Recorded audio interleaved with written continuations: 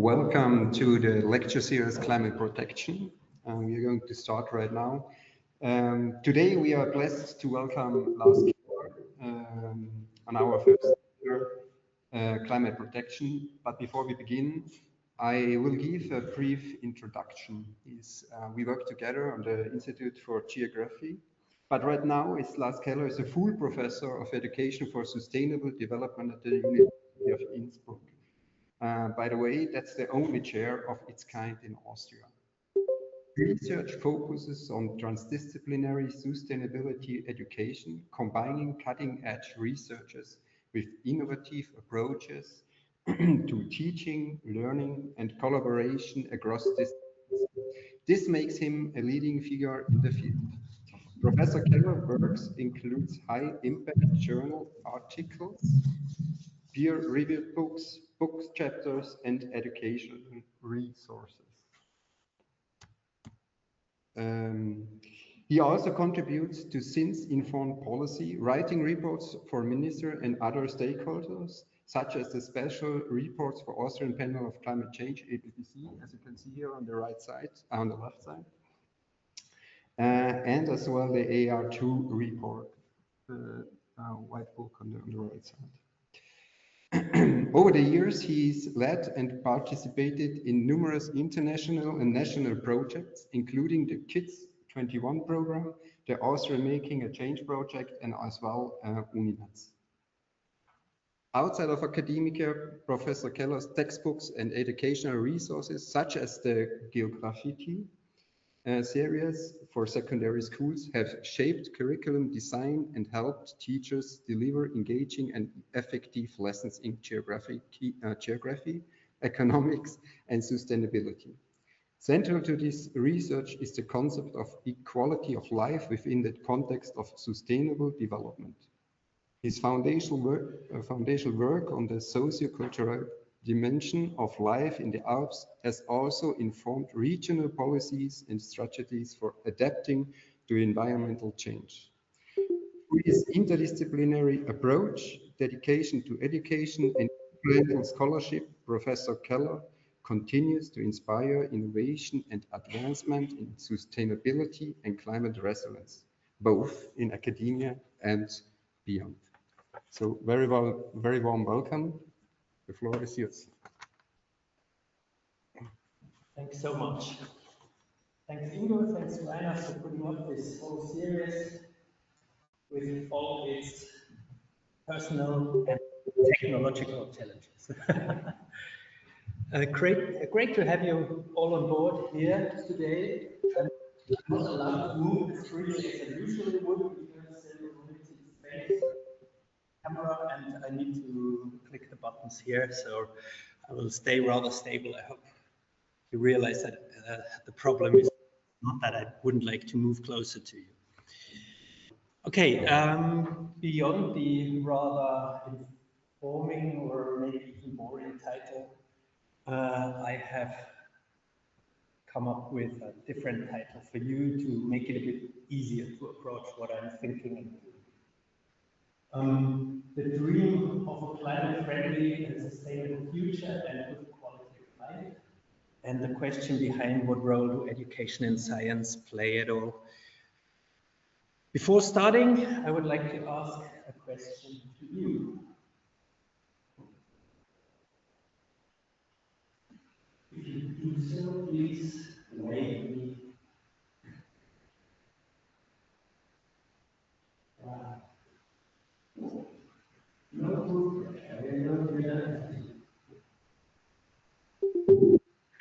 Mixed response. Maybe you doubt one thing or the other. What about you two?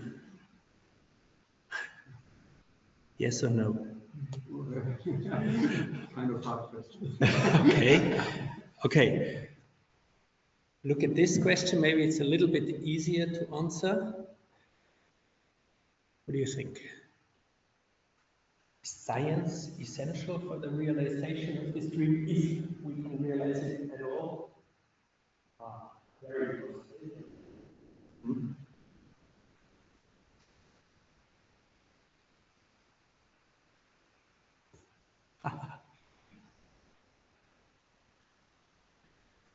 Nobody?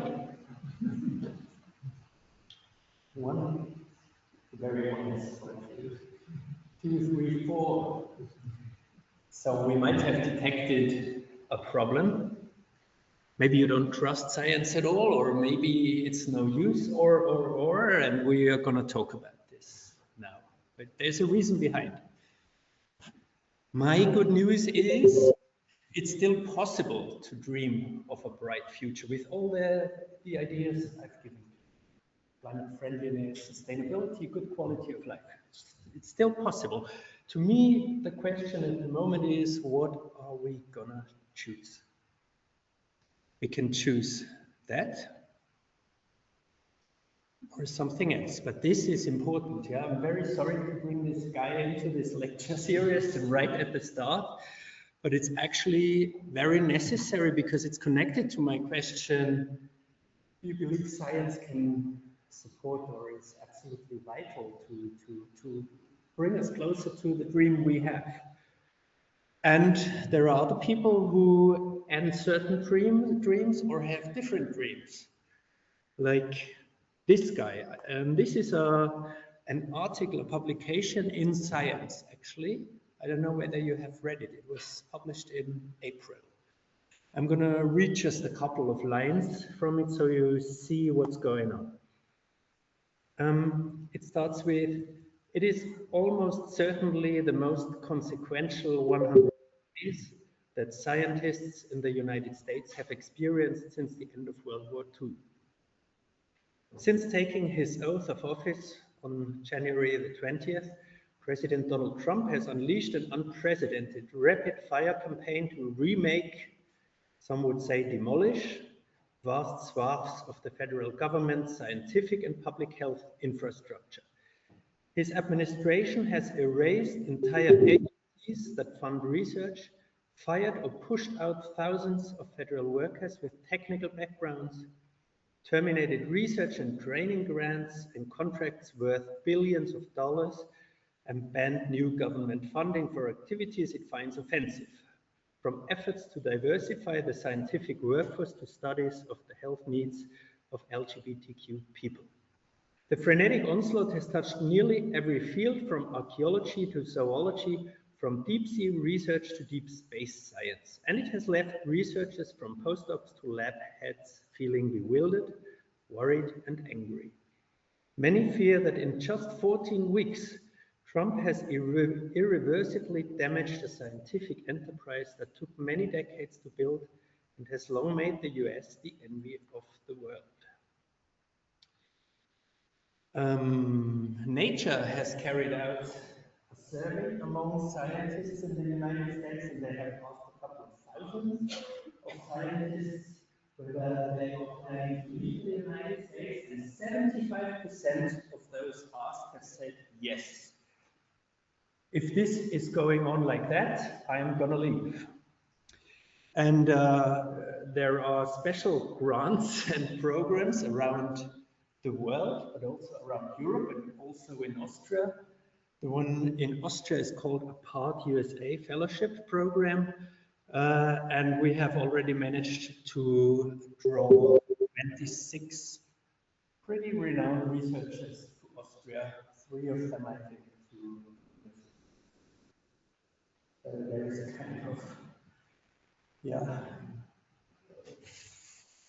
I don't know what you can call it, a big change anyway for science. And it's interesting, I think. How does Trump see climate science?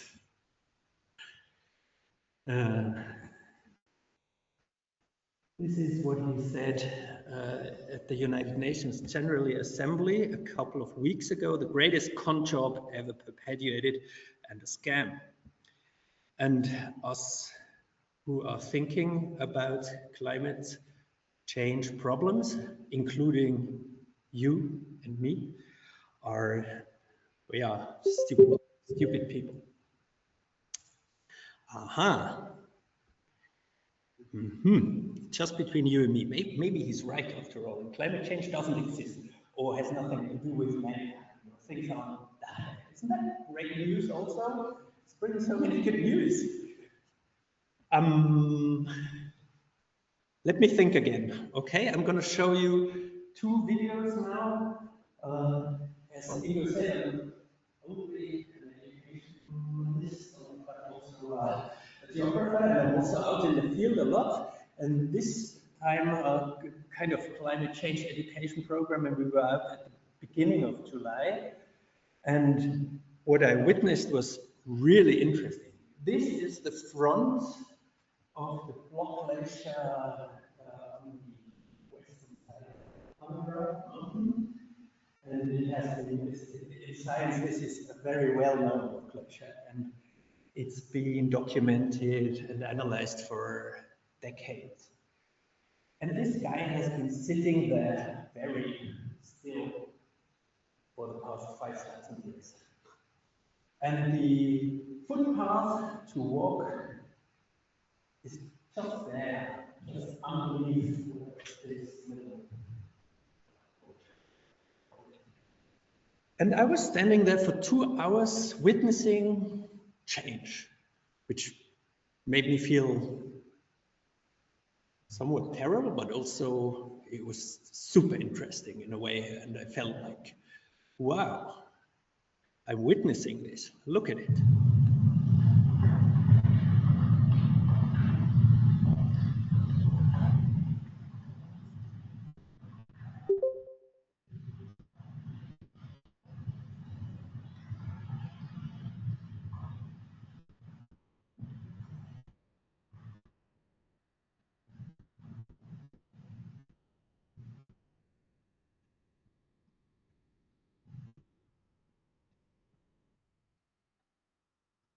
Okay, this is only a small example of how things are changing, but it has never moved ever since. I mean, I've been, I've started to be there together with Hans Stötter in 1990. It has never moved. I knew all the single blocks in their position, and nothing had ever changed. And this was going on like for hours. When the sun set, it stopped. The next day it started again. Really interesting. And now I have a video from Tajikistan, from a glacier streaming down one of the highest peak in Tajikistan, but also of the former Soviet Union. That's why it's also called, or was called, peak communism. Many people know it. It's also very interesting to mountaineer, a mountain higher than 7,000 meters. And look at what happened last week after unprecedented rainfalls. Look at this.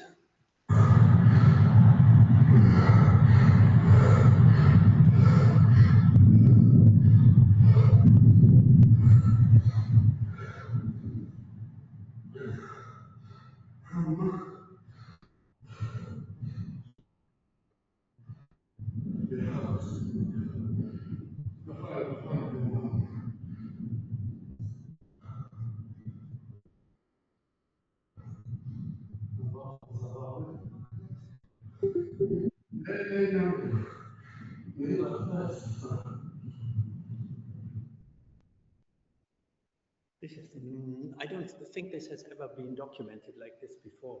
It's a whole, like roughly 1/3 of a glacier tongue, a huge glacier tongue, which just slid off under the rain and mud. And those guys had not been expecting it either. Must be people who live nearby being as shocked as we are when we look at it. Seriously interesting, I'd say. So is there really no climate change? I'm not convinced. What does science say?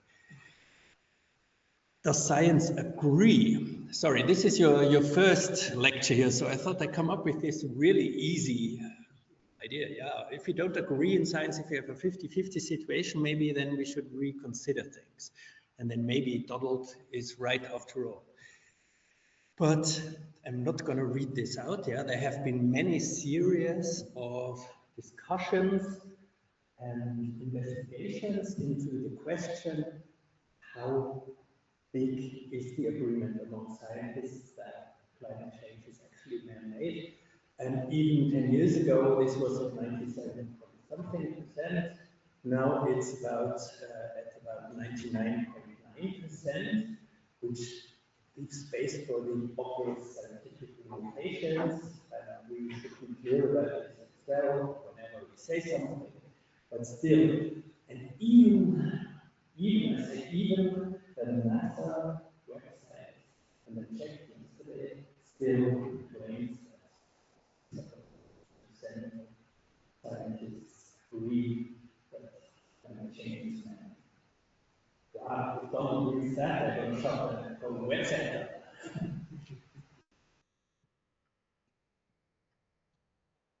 So, next question. And I gave you my positive opinion right away to start with, and I don't want to be a negative person either. I'm not a negative person, you might even realize that now, but we have to ask science whether we do have a chance to realize this dream of a sustainable, climate-friendly future in good quality of life.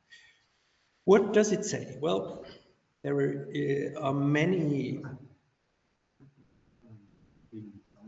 Yeah. Huh? Okay. Okay. I'll be standing right here. I'm not going to move. It'll be very hard for me. You have all probably followed the evolution of the idea of planetary boundaries. The Stockholm Resilience Center to me is a very valid, a very responsible and highly trusted organization to tell us sort of on a daily basis where mankind stands. And remember, this is not about the environment, this is about mankind. So this is the latest update from September the 24th. And we have realized continuous transgression of boundaries in the Earth system. And again, it's not about nature or the environment, but it's about the safe operating space for mankind. And there are only a couple of boundaries now left to be transgressed. And we're pushing further into the unknown. And where are we now? Without going into detail about this here, but where are we now? There is also a publication which is published every year, and the latest one has just been published, Planetary Health Check, mainly by PIC. This is published. Johan Rockström, who is the leader of PIC, has also been the leader, used to be the leader of the Stockholm Resilience Center, but it's not any longer. And it's interesting to see where we are. And I would just like to focus on the sentence in bold letters. Nevertheless, Earth's current health, through its remarkable biological, physical, and chemical resilience, keeps the window open for returning to a safe operating space. But we also realize that we're pushing more and more outside and getting into an unknown zone for mankind. And we should not forget that all our progress, which has also been made possible by education and science, but maybe they have not just been positive, but let's talk about this later, has also been just possible because we have been living in an epoch, an era where mankind has just found all the opportunities to flourish. The climate and the biodiversity and everything was just so good that we have reached numbers of 9 billion, probably beyond 10 billion now. So we're still in the yellow part of the planetary health check, but we are getting very close to transgressing into the very unknown, and it's kind of adventure, but it's not an adventure which necessarily will have a positive outcome. At the same time, as Ingo said, I'm personally very much into the research of good life, of a happy life, of quality of life. And luckily, there is this group at Leeds University who have been taking care of the planetary boundaries and had a look at the happiness of people at the same time. And the main goal we need to have is to move into a direction where we have a super life, but we don't transgress the planetary boundaries. That would be our dream. At the moment, there is not a single country which offers that, because either they are bad for people or bad for nature, or maybe even for both. I can show you a graph which reflects the current state. And that is super interesting. I mean, many people are on about the Indian people and the Chinese and so on, but they only transgress 2 to 4 biophysical boundaries. Only, yeah. And at the same time, their level of, let's say, standard of life is not that high. In China, it's getting higher, which is basically good. We wouldn't like to have all the other countries down there and us being on top. But we can also tell that the countries, the Western countries, or the people of the Northern Hemisphere, or whatever you would call it, are usually to be found to live an extremely super life, yeah, with a lot of quality of life. And I know about all the problems we have in our societies as well. Yes, so don't tell me at the end, oh, you haven't got a clue about what people are, how people are. I do. But looking at it globally, we still live at the very far high end and have reached all those levels that are being measured, for example, by Kate Raworth and her donut economy. And where would you find Austria, by the way? You have probably not found it yet because it's on, but it's not marked. But Austria and Norway are actually both in number one in having achieved all social thresholds, but also having transgressed 6 biophysical boundaries. So, but this is not only negative, yeah? Because I say, okay, we have managed to create one side or find or realize one side of the dream. We live a super life, or we are able to sit here, look at us sitting here, or being online, or I don't know, it's crazy. Oh, it's a super kind of level never seen before, but at the same time, we do have problems. So, okay, we have managed this. I can't on the right-hand side at the top, but we should move to the left-hand side at the top. I wouldn't like to see us all decaying into 0, 0. That wouldn't be great either. It would be cool to reach something like 6, 8, 10, and 0. That would be super. And that must be the next dream to live on. And I said, we have the choice, and we have realized this. 100 years back, this would have been impossible. So why shouldn't it be possible within the next 100 years to reach both? I don't see the problem, really. And we can now decide on whether we rely on the truth in truth social, or we rely on the truth in sciences. Although science doesn't always pretend to know the truth, but various truths at least. And this is something we have to decide on. But does science really work? Or has this all just come up by incidents? This could be another fair question. Does science actually work? And I had a chat with ChatGPT the other day, a couple of weeks ago. Obviously, I have a background in this, and I put on some suggestions. But it came back with a cool response. So read my question first, please.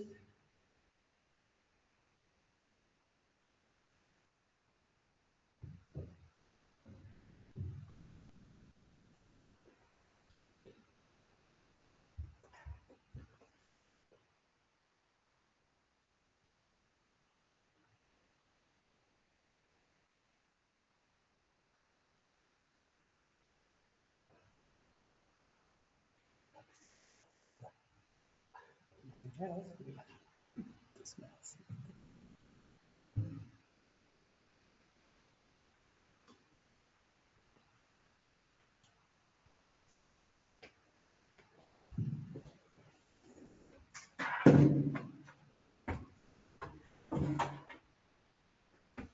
thanks to my hairstylist.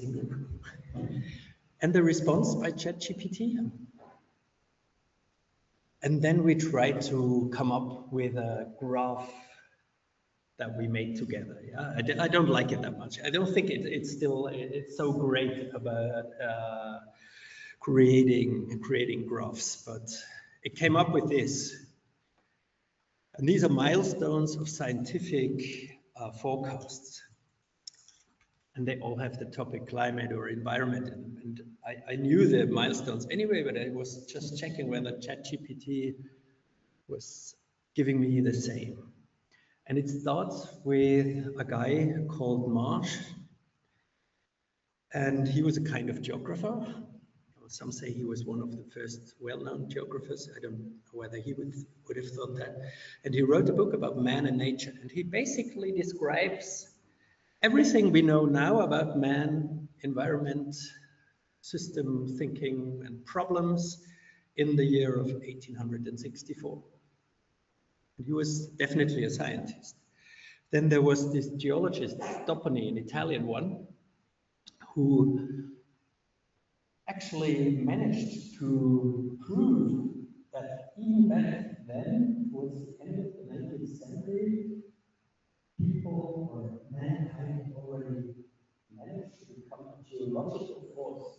And he called it Anthropozoic era, and that's kind of what we call the Anthropocene now.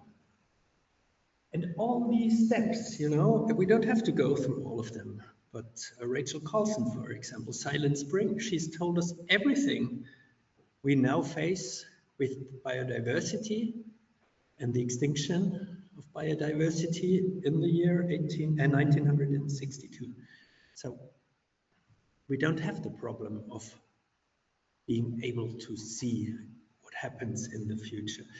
And that's what ChatGPT just confirms. But ChatGPT gave me also something else as a very last sentence, which I thought was very clever.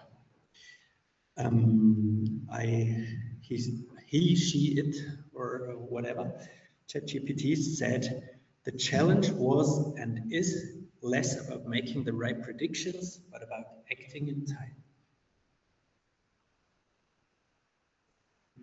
This is a very clever solution.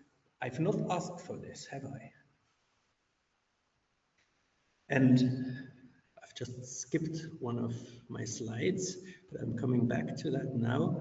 If you look, for example, into the Austrian assessment report of 2014 and check the situation now in 2025, sort of everything that is said in there is now our reality.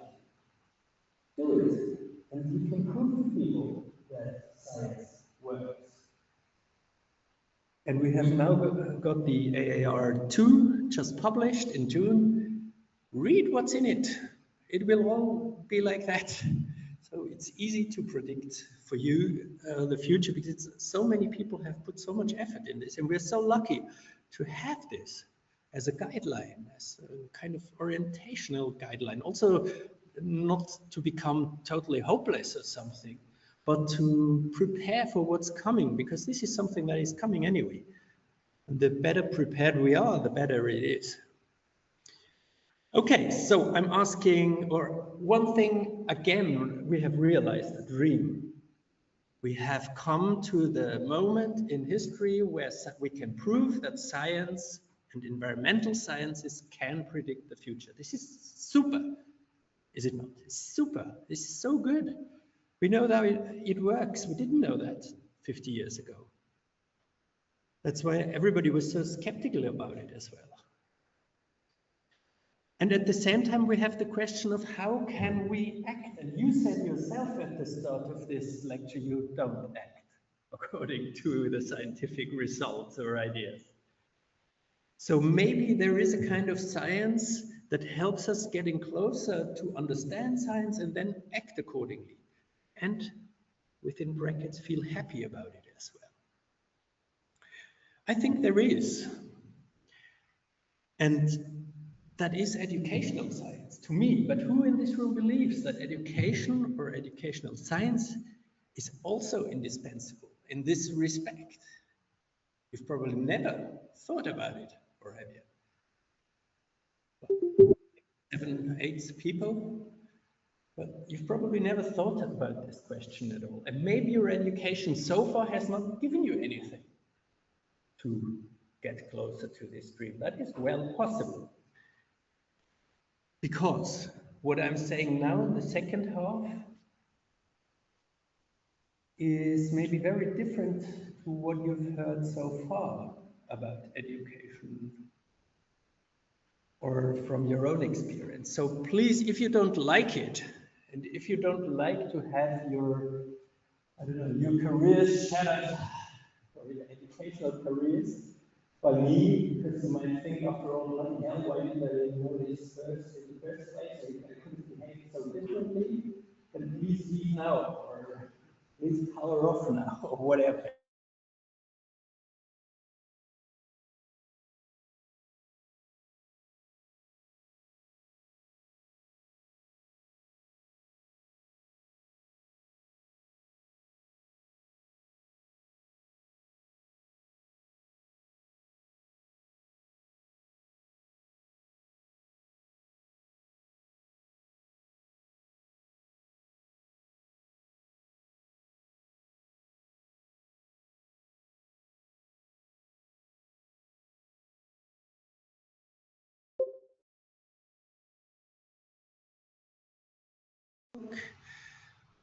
Was about education and science for a climate-friendly living.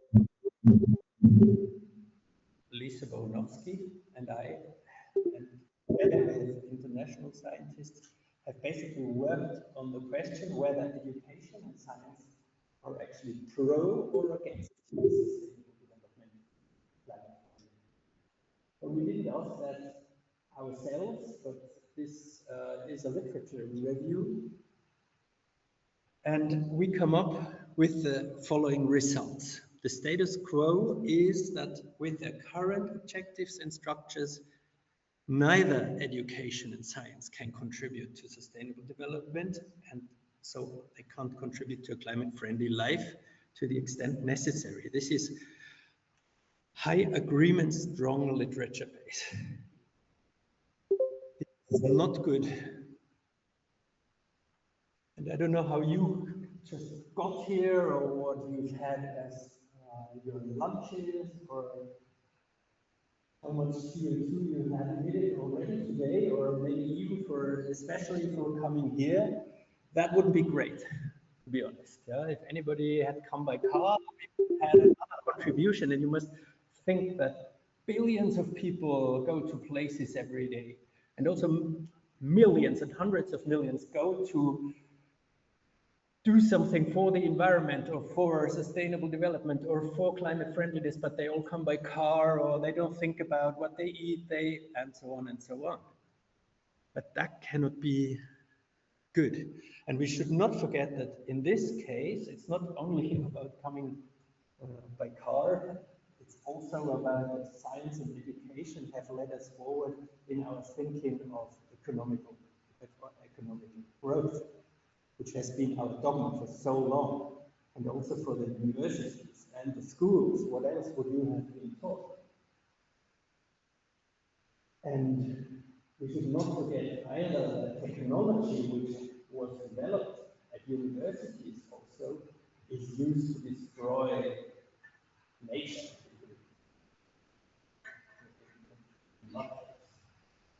And the development we've had, the positive development of us sitting here, has also had a price.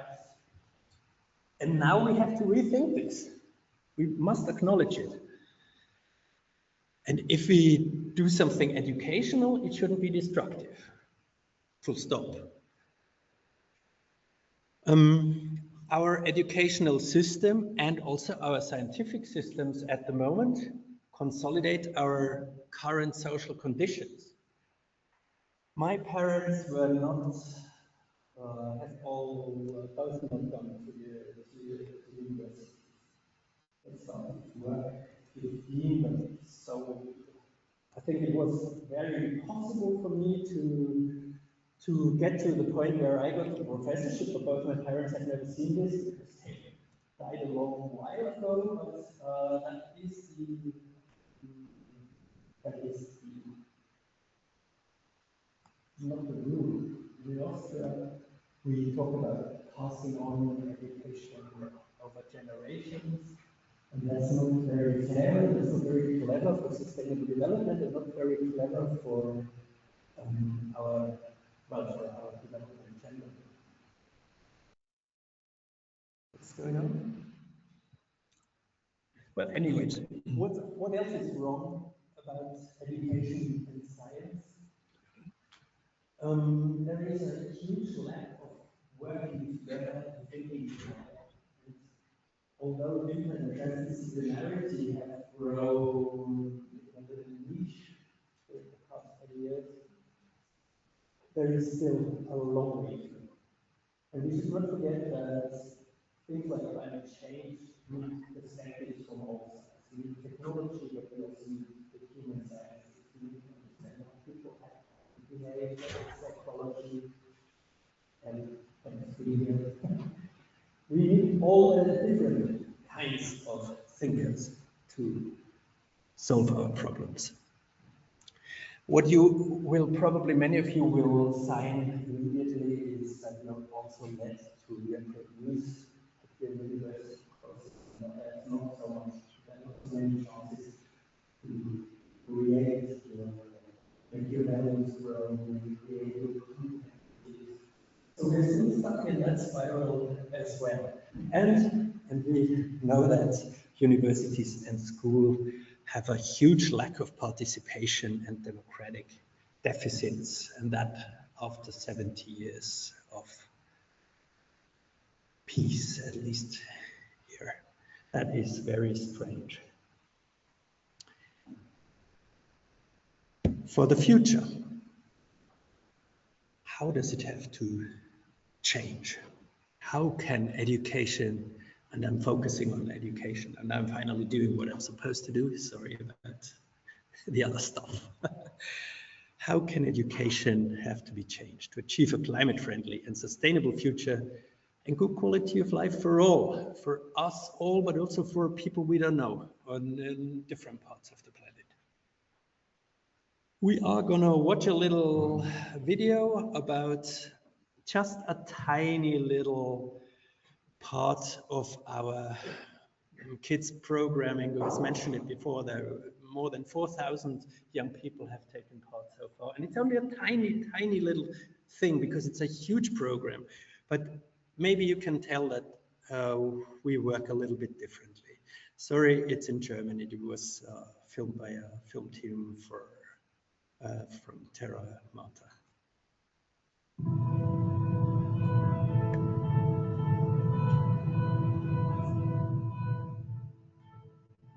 Seit dem Jahr 2015 wandern Wissenschaftler der Universität Innsbruck mit Schülern von Obergurgel auf den Geisberggletscher. Das Ziel: die Jugendlichen sollen die Spuren des schwindenden Eises und die Folgen des Klimawandels mit eigenen Augen sehen und auch Vorschläge machen, wie man mit der Natur in Zukunft besser umgehen kann.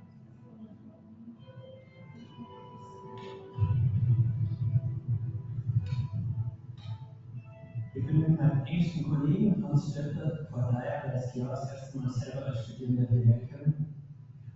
Und da war das für uns das ewige Eis hier. Wir haben diese Zeiten da auf dem Eis und haben dann irgendwann gemerkt, dass es, auch wenn wir natürlich die Prognosen schon gekannt haben, war, dass es irgendwann angefangen hat zu rieseln mit der letzten Saugkraft. Und die letzten 10 Jahre und 15 Jahre stärker als je zuvor. Und dann haben wir uns abgemacht, möglichst viele Jugendliche und junge Menschen zu packen und mit ihnen hierher zu gehen, mit ihnen die Begeisterung zu teilen, aber auch die Problematik. Wir wollen Klimawandel-Bewusstsein schaffen. Wir wollen aber auch Bewusstsein dafür schaffen, dass Bildung eigentlich ganz anders funktionieren kann, als man das seit 200 Jahren in den Schulsystemen kennt. Wir arbeiten sehr offen und sehr auf Augenhöhe mit den Kindern. Und ihr habt es halt ein bisschen erlebt, was da passiert. Man muss selber gar nicht viel reden, sie reden alles unter sich aus, sie verstehen die Lage, sie erkennen die Dimension des Klimawandels und sie sind auch emotional am Ende solchen Tages berührt und gehen aber nicht frustriert nach Hause, sondern, und das kann man auch wissenschaftlich nachweisen, mit einem ganz starken Veränderungswillen, mit einem ganz starken Handlungswillen. Die Wanderung in der Hitze des Sommers ist eine körperliche Herausforderung. Viele sind am Ende ihrer Kräfte, aber jeder will zum Eis. Hier markieren Schüler vor 8 Jahren das Ende der Gletscherzunge. Heute liegt es einen kleinen Fußmarsch entfernt, 100 Meter weiter oben.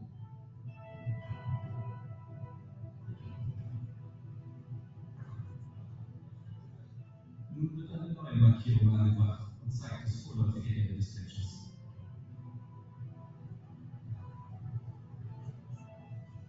Zu diesem Zeitpunkt ahnt es niemand, aber nur wenige Wochen später liegt das Ende des Gletschers bereits 3 Meter hinter der Markierung.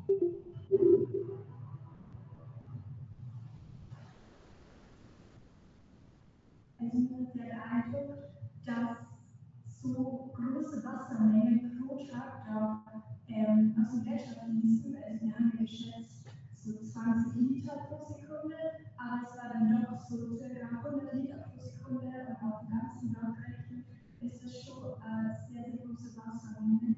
Das hat mich auch sehr beeindruckt und aber ja, mir hat es mitgenommen und beeindruckt auch, dass vielleicht so viele Gesteinsbrocken schon bisher auch gebrochen sind und jetzt auch Gletscher und überlegen und sich die überall anstauen. Und man von unten, wenn man die Gletscher sieht, gar nicht mehr weiß, wo nach der Gletscher beginnt, weil alles schon so verschüttet und zerstört ist.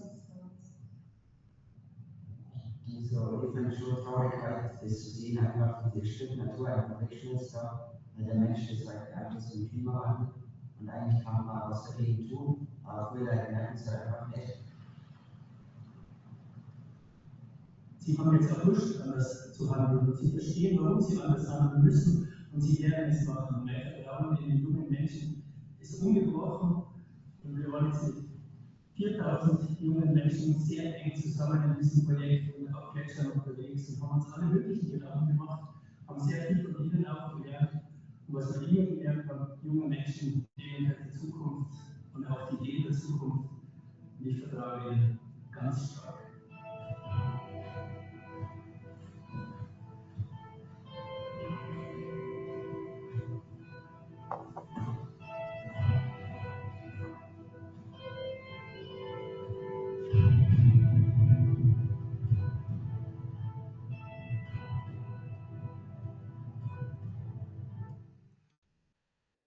Okay. So this was only really a tiny little example for you. The whole school year you had to stay here. Sorry. It's so hard for me to stay calm. I think I need to have my medication. We work over the period of a whole school year together with the kids, and there are many different aspects and modules. But I don't want to go into detail, but I just want to show you that we usually have this situation. This has been published, so it's had an end of, I don't know, a couple of, almost 1,000. I think. That usually about 2/3 of the time is spent in schools because teachers voluntarily teach about climate change during that year from their own perspectives and then in their typical methodological way, if I may say so. And the success of understanding what climate change is really about and its dimension is like 2 to 3%. Whereas during those 10% when we're out with the kids, with experts and in authentic learning situations, on glaciers, in a touristic village in and, is about 2/3. This would be something you could probably confirm as well, that as long as we stay inside our little boxes and we have to work something, or maybe even on a topic which I haven't chosen deliberately myself, the success of learning is just very, very little. And that is usually what's happening in educational systems, be they at school or at universities. That is a drastic result. Terrible. And there are also many other impacts we should have by our educational systems. It's not only about making people learn something, anything, basically, and have them repeat it like parents. No, it should be about different things. And if you look at this huge analysis, I think this was a couple of thousands of students who were asked before and after our interventions, and those interventions were all ours. They were all around and all about Austria, but not all were ours. And you can see that, for example, self-efficacy expectations are hardly ever increased. Your studies, I guess many of you are students, yeah, if I look at you, your own self-efficacy expectations should be fulfilled. You should become your own personality. You should know that what you do has an impact on people, on society. Positive, maybe, would be nice. And you should also become, and that is Ellie's subject as well, you should become resilient by your education. You should become calm and cool about what's going on. You should learn things about climate change and sustainable development that might not all be positive, but you should know how to behave and live your own life and help other people to live good lives just by knowing this and by preparing, by adapting, and so on. And so if this is not going on in your studies now, please check what you study and maybe choose different studies. That is still possible. Yeah. And we talk about lifelong learning anyway, and also well-being, for example. You should feel good about what you do, and what you learn should increase your well-being. It's nothing to do with fun, yeah? Well-being, you as people. And many other things, but just showing that this climate week, the research week we do together with them in the high alpine environment, really leads to many impacts and effects normal educational interventions don't have. Become geographers, we go out in the field many times, and it's always then that students say, now I'm getting what I saw in the lectures. Now I finally understand. You know, the connects between the real thing, between life, between people and science sometimes gets so lost. Incredible. So all in all, we need to rethink everything about education. I would like to show you the following graph, which shows our ideas, our pioneering ideas about how to come from transdisciplinary research to transdisciplinary education, which is an expression we have coined in the past years. In transdisciplinary research, we do research between society and science, and the same works really well with schools and in education. We need to have real partnerships. We really need to have the ability also as scientists to work together with the young students, with the teachers, with the head teachers, what have you. As long as there are barriers, we cannot really work together, and we can't learn anything from each other. We can't give anything and we can't take anything. And at the end of the day, it's all about sustainable development. It's not about some person learning so much, then they can go to university, then they can earn a lot of money, and then apparently they can lead a happy life. That doesn't work anyway. It's a kind of logic that has been given to us, but has to be rethought. And where has the solidarity gone? Very strange.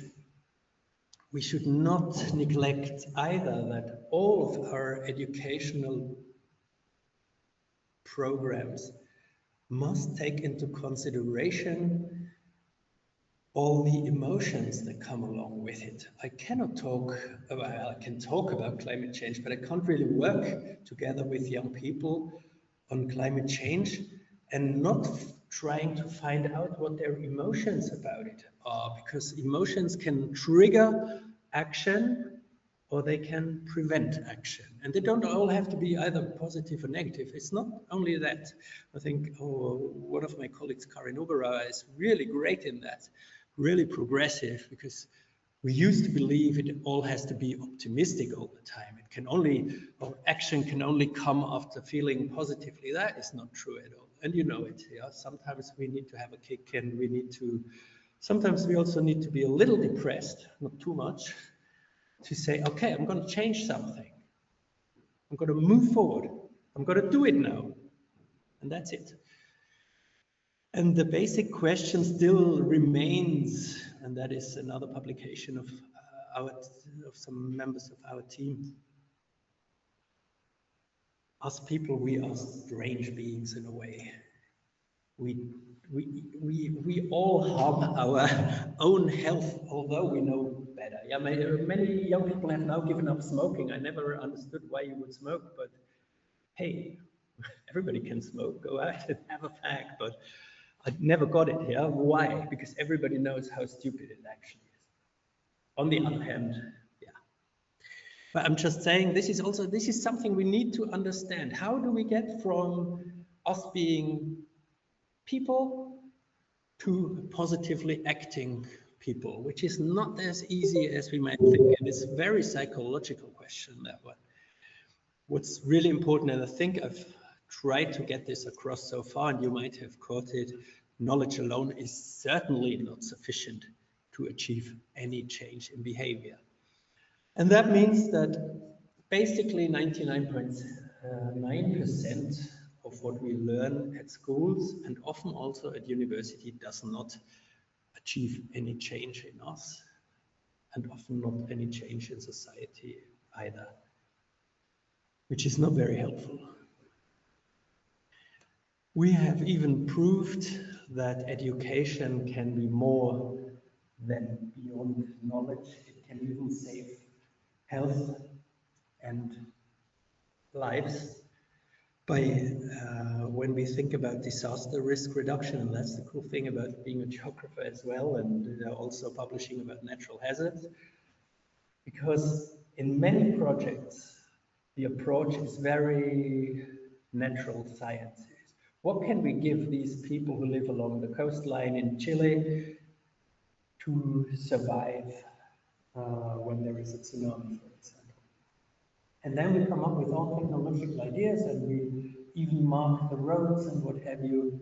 And then there's a tsunami, and those bloody people, they don't move as we expected them to move, because we have forgotten to educate them. But not in the way I'm telling you what to do, but hey, guys, this is about your lives. Just check this out. Why we should, for example, understand the people in the first place. People in Chile have a totally different family relation. They would never leave their grandmother alone. So the first thing they do is collect all their family members. They don't flee to, that would have been cool to know before the whole project had been started. Just trying to make you understand how necessary this type of transdisciplinary research and education can be.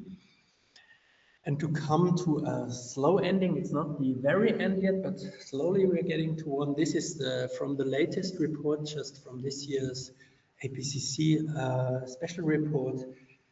Hey, we are also saying that if we want to help the society and the individuals to change, or a positive climate-friendly, sustainable future, first thing is we have to change ourselves. And that is also something I would like to pass on to you. It's always very easy to tell other people what to do and stay the same myself. And don't change. The change within yourself is so much easier to achieve also. And it's a lot of fun as well, by the way. Some concluding thoughts. And you know how I started off with Donald Trump's vision of destroying science. There are positive signals. For example, the first half of 2025 was the first one where renewable energies have overtaken coal as the biggest source of electricity on a global scale. That is good news, I would say. Hey, why is that? That is because the Chinese install more than 50% of the 80% of global solar energy, which is very interesting. But there's a huge push in China to get rid of the fossil era. And it has become an energy transition superpower, and we can obviously cry about it or think, well, they must be really stupid because we don't like that. I want to have my fossil fuel car. It's just so cool, my fossil fuel car, and I can, it's the sound of it, the sheer sound of it is just so great. And the Chinese must be stupid in a way. Well, and we should not forget that China is becoming a scientific superpower. So while Trump is destroying science, the Chinese are building up. They must be very confused people. They can't get great like that, can they? And so my greatest wish for all of us would be, please try and act according to the recommendations of science, as hard as it may seem. It's not very hard, actually. And please, please, please, you young people, please become innovators of change and for yourselves and also for our society, be you educators, scientists, or whatever you may become, because that is so bloody important. And we need to be fossil energy independent. The Chinese don't have any fossil fuels either. We don't have any either. So it makes a lot of sense to move forward into a fossil-free, climate-friendly future. I think science says so. Thanks.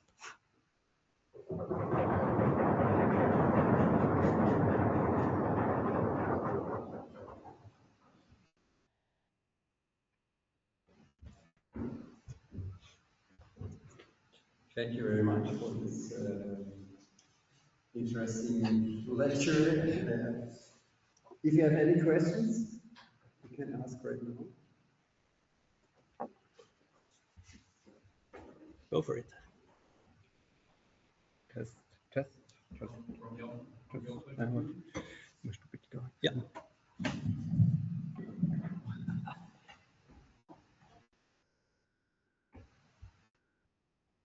From your point of view, how effective do you think this lecture, and especially your lecture in the whole course of this lecture, is? Because your idea was that education still is not where it should be, according to to give a change of change. But how effective do you think your view is, and do you think that people change some? Yeah, for sure. We shouldn't have a lecture at all. We should just go outside and check things out. Because holding a lecture is sort of directly opposed to what I'm saying. But on the other hand, this is like part of something very special, something very different. Then I can even hold sort of still for an hour and try to just give you the ideas. Whatever you make of it, you do. This year I'm happy about being the first one because, yeah, maybe that moves something inside you a lot. And if it does, please tell me one day. because that would be what I would have liked to achieve. And then you would also not only just sit there and sort of think, okay, there is somebody who knows it all, or maybe pretends to know it all, because that's not what it's all about. It has to work cooperatively. We have to work together on so many things. So maybe this was just a kind of first impact I could give, but certainly not more. But whatever, if you can make something out of it, please tell me. I would be more than happy.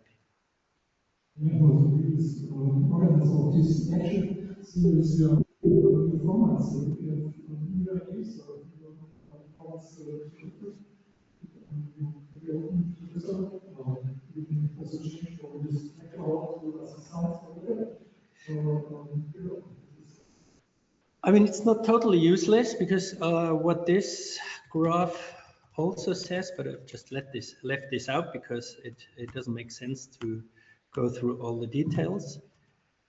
If you look at the red part, it says lectures, workshops, and debates with climate change experts. It's not an awful lot of time that is being used for that, but the effects are way higher than in normal standard educational situations. Because what you can expect here is you meet somebody who's been thinking about something for their whole lives, as younger maybe. So it does have a certain effect. It's not totally useless. I didn't say that. But if you want to have more effect, you must come along and we should go outside. And you can take part in our Kids 21 efforts, for example. We're always happy about young people who come and join in, and I think they take a lot of advantage themselves by that. Goes to all of you, by the way, if you like. Thank you very much. If there are other questions as well as you online, please drop it just in the chat and we will hand it out to Professor Keller.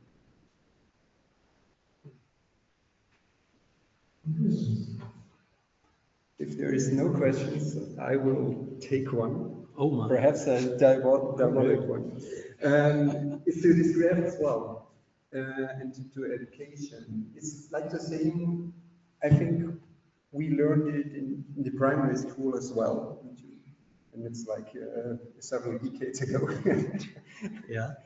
And the time is running out, and now the question is, with this graph, you can say, okay, we learned it the wrong way, but isn't it that actually we have to act right now, and it's not that the education is too late to be stayed in the boundaries? Is education a way to fix our problems, or is it more that we have to take the responsibility? Yes, but it's always very hard to act against people's wills. And I'd rather die than becoming a dictator, to be honest. And so I wouldn't say it's ever too late. You know, us people, we can be very smart things if we like to, and if the pressure is big enough. Pressure makes diamonds. And my wife and I also talk a lot about psychology and about abilities and competencies of people. And I would never say it's too late. It should never be too late. Things may change a lot then and it gets harder, but maybe it needs this hardness to make people rethink and change then, and also find out that change is necessary. But I would rather like to act proactively than sort of reactively.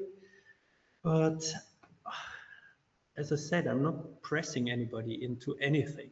And I don't know, if I have you lot here and if I have kids in our programs, those kids often change family behavior right at the spot. And we get like telephone calls of people who complain, since she's been with you, we cannot fly to our holidays anymore. I say, great, that is good news, isn't it? No, it's terrible. No, it's wonderful, isn't it? So I think education, if it has an impact, and if it's not about, please read this page of text and then change, that will not happen. it can have a huge impact on people. So that can change things right now, not only in 10 years' time. And it's never what I've also learned at my golden age in life, that it's not about systems, it's about people. So the more teachers I can convince, the more kids I can convince, the faster it goes. But it's one thing. Perhaps we have to educate the policy leaders. That would be fantastic. They don't want to come. I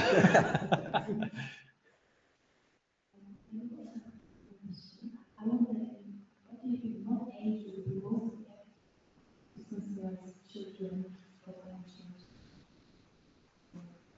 The age. So this might be important.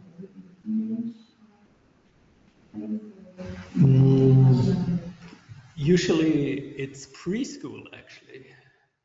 And so those kids come with what the parents give them, or what the state gives them if the preschool teachers are smart. But often they are not. But it's the younger they are, I mean, I can see that from the development of my own daughter, who is 9 years old now. And her friends, they are very smart in many respects. They know more about climate change and how to behave than many older friends I have or people I know. My daughter doesn't eat any meat, and not because I have told her, because if I would have told her, she would eat meat. Lots of it, probably, you know, because she's like me. So, yeah. But the teenage age is the period where people can still step back from their parents' views and create their own views for their lives. And that's the sort of one of the good chances they have. There are more chances later also, but the older they get, the harder it is. But I would still say you're still young people, all of you, because you're under 30, most of you. This is the definition nowadays. It used to be 18, then it went up to 25, now we're at 30. But I think, yeah, those ages, I mean, the preschool age is super, and the teenage age is super to change.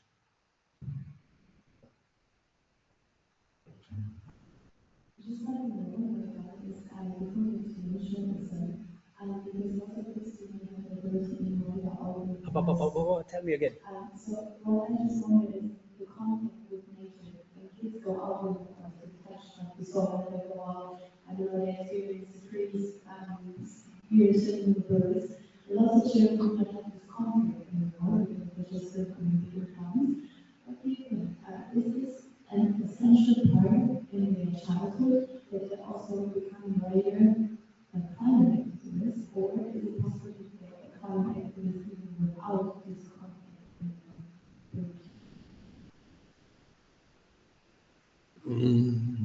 I'm not a specialist in climate activism, to be honest. I don't know, but there just 2, 3, 4 days ago, there has been a huge report has been published asking, I think, 64,000 people in all, or in around 60 nations around the globe, about the connectivity to nature. How connected is a nation, a people to nature? And has anybody read it? Who's number one? What do you think? People from Nepal. Then there's people from Iran, and so on. And who do you think comes at the very low end?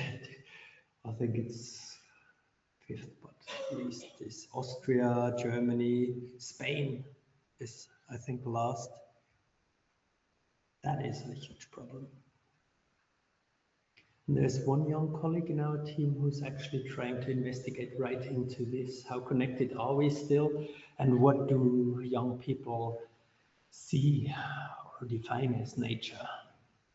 And we've sent them off around their school to come back with photos, and she's tagged them and analyzed them. It's amazing what young people see as nature to me, it's kind of nothing. Oh, I don't know, a daisy, yeah, okay. But it's got nothing to do with wilderness. So. And even if you send them out in the high mountains, they struggle to see nature. And that is a problem, a huge problem, especially for biodiversity. Also, we should not forget that in Austria, we have lost 75% of the insect population since 1990, for example. And it's just, for many people, it's just more comfortable to have a clear windscreen while they're driving. And they don't see, wow, there's something missing. And what would the birds eat now? And so on and so forth. That is a huge problem. People in Nepal would realize that immediately.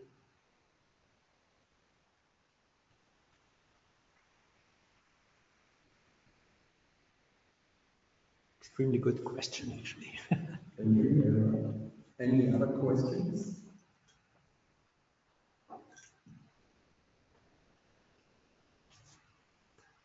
Where would you see the questions, the online questions? Are there? Okay.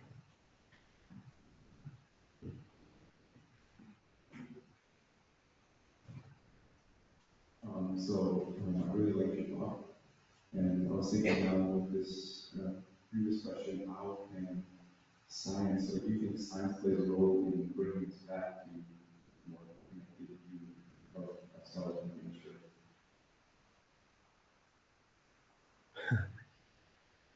Well, for example, it's a bit strange that there is only one professorship for education and communication for sustainable development in the German-speaking world. And that is me. It's very strange because we would need somebody at every university, wouldn't we? It's not even, I can't even organize anything. I'm not the Green Office. Yeah, I'm just doing research and lectures on this idea. But who would do it if we don't engage people like that, if we don't give them a chance? It's not something you subsume with other professorship titles, I don't know, but economics and sustainable development. Also cool, yeah, but it depends on what the people do. But science is also an expression of the society, of the will of the society. And if we would ask people on the road, would it be great to have more professorships like that? They would probably look at you and say, oh, please don't. Not again. We've had enough of those. And no, I'm the only one. We have not had enough of those. But I think the responsibility that science has is something that has been discussed during the past 10 years in a very positive way, that science has a huge responsibility for societal development. It has to be connected to societal questions. And at least we've had that discussion, but it has not got through to many professors, I think.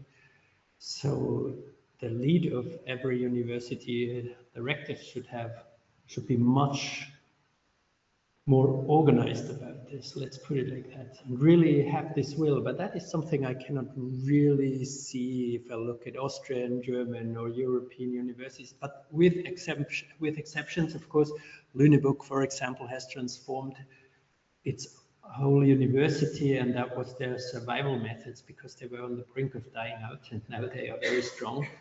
So I think it could also be, or should be, a much stronger goal for every university.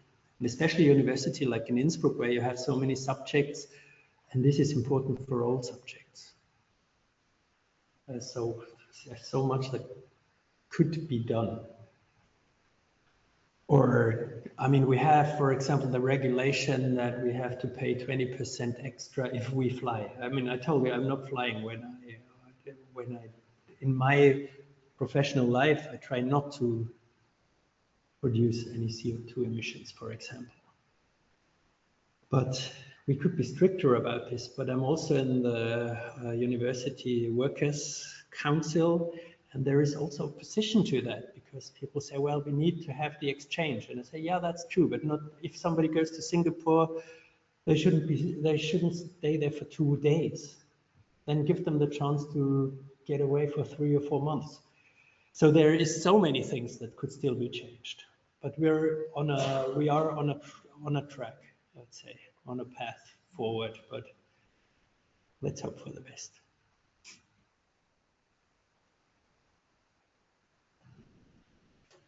Thank you very much. Any other questions?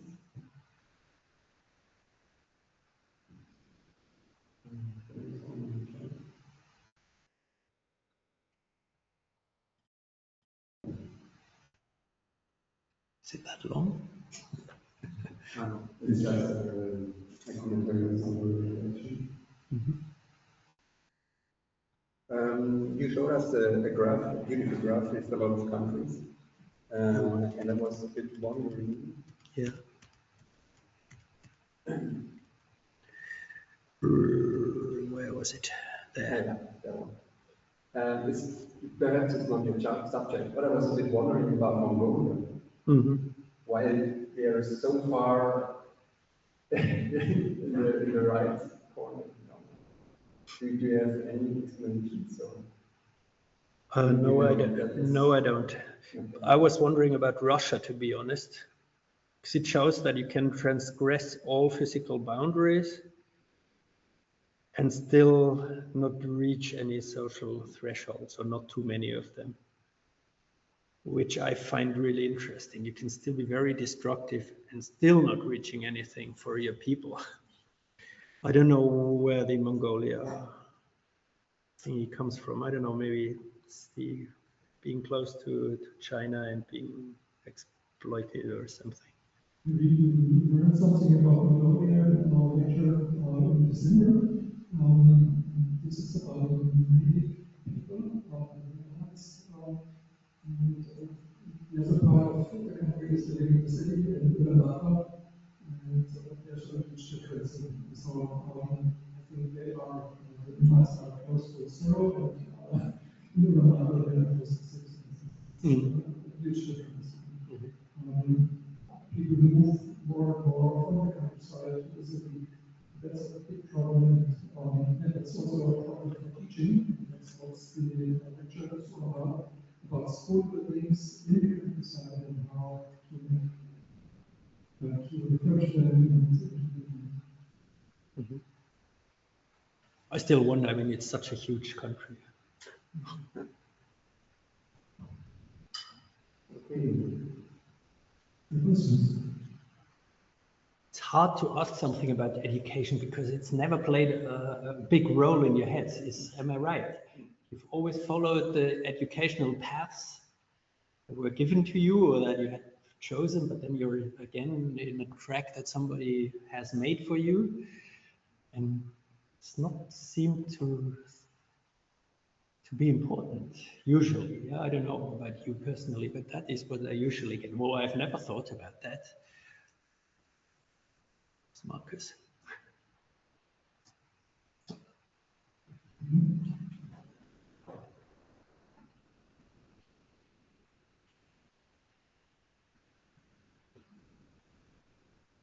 What would you recommend to get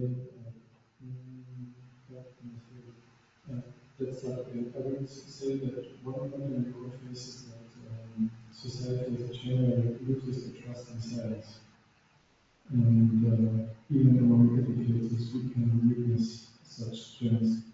And I would argue that this progress is part that education, or the educational system, has very little to none to do with the daily life of the pupils. And what would you recommend to convince those educators to move in a different direction? That's the main question we have to tackle every day. Was this also about skepticism at the beginning of your question? Science, skepticism? Maybe I start with that. The other one I can't answer either. That's my lifetime challenge, sort of, which I'm trying to do, but I don't know whether I'm successful. But had a discussion the other day, also I think with ChatGPT, about whether people in Europe and Austria are more skeptical about science, people, not teachers, or the Chinese, because I thought, well, maybe the Chinese are so positive about science, and that helps, obviously. Yeah, in Scandinavian countries, people are way more open to education and science, and they appreciate it a lot more. But then ChatGPT came up with a really good answer, saying it's very hard to say what numbers mean, because numbers may seem lower in Austria or the European countries and higher in China. But on the other hand, you don't get honest answers in China. I thought that was very straightforward. So that is a problem Chinese scientists face. And how to change teachers, this is our daily business. We try to tell the young people, and you're part of this group who's trying, that they need to have totally different perspectives about learning, teaching, behaving. I showed my youngsters. Last week I showed my year 1 group. I think some of you are here. A Peppa Pig video where Madame Gazelle, I don't know how good you're at Peppa Pig. I'm very good because my daughter used to watch it when she was younger. Madame Gazelle is the preschool teacher. She's a great preschool teacher. And she asks them about their professions they want to have one day. And then they all say the same. You're like, I want to be the king. And she asks, why? She says, because then I can tell other people what to do. And, oh, what do you want to be, Richard? I want to be a doctor. Then why? Then I can tell other people what to do. And obviously also the teacher. I want to become a teacher because then I can tell other people what to do. And this is something that is very much inside our psychology again. Feeling better if you can tell other people what to do. But there are different ways of feeling good, I'm telling you. And this is something we need to get through in the first place, I think. So it's less about sustainable development than about being a positive human being. And then everything would go into a sustainability direction anyway, because what else would it be? Behave peacefully, respectfully. So where are we? I don't have to add the climate or sustainability. It's all there. Thank you very much. One last question. Pops into my mind, because we are here in the climate protection, so we want to know how we're going to protect the climate.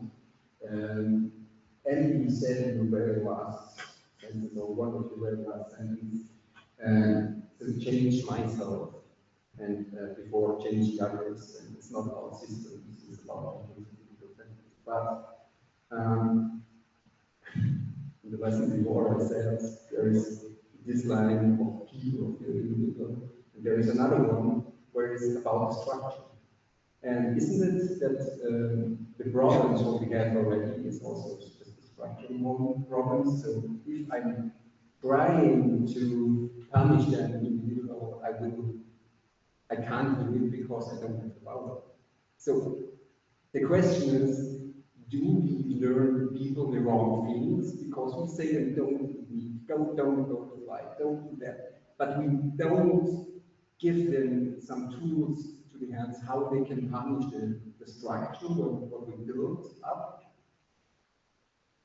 Or yeah, again, I wouldn't tell anybody that.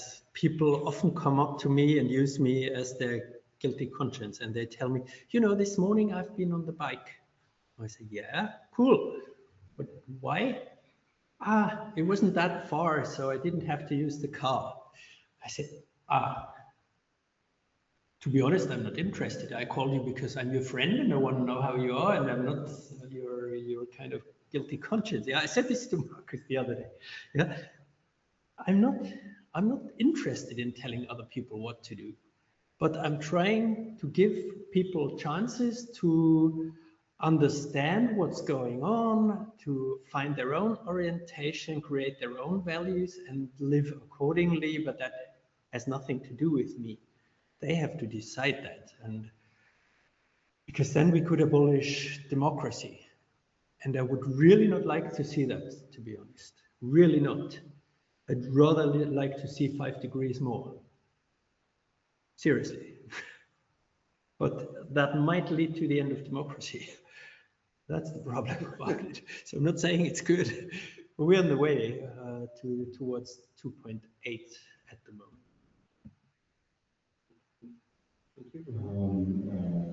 My question is, how would your perfect day of school look like to get the most out of the time spent there? Wow, this is a very big question, which I'm not able to answer here because it would take hours, yeah? But I remember only a couple of months ago, we had an event at the educational ministry, and it was about dreaming the future education. So many people from different backgrounds, but all experts in their field came together, and this question was on the agenda. What will a perfect day of education look like in 20 years' time or 10 years' time? And we came up with all sorts of really cool ideas. And then that one lady stood up and said, that is all great and I hope it's going to realize, but there is one thing I would like to add. Sometimes I have 2 kids at school. Sometimes I would just love the teachers to leave my kids alone and let them learn. So that would be cool. If we could create an atmosphere where everybody likes to learn, chooses what they learn, and we have all the we already have all the possibilities to do that. We just need to change our behavior towards each other, and it's not telling you what to do. I just give you the space, the possibilities, the technology, the books, the access to online journals, to different perspectives, many different perspectives. That's what we need also. And then you just do it yourselves. You decide, but you have a place to sit, you have a place to eat. You don't create any distractions by it. You have a canteen where you eat climate-friendly food. By the way, have you realized that the food has changed over the past months? Because we've been sitting together a lot of times, thinking about it, and not every biological food is climate-friendly, but we have changed the offer at the canteen without a big fuss. And looking at the numbers of what people eat, of course, because it doesn't make any sense to create climate-friendly food and then people don't eat it and you throw it away. That's not climate-friendly. Those are very subtle things that are happening right now, and they are happening, yeah, but it makes such a difference. You feel better because you don't have to eat any large and ugly chunks of meat most of the time. You feel better afterwards, you can learn faster.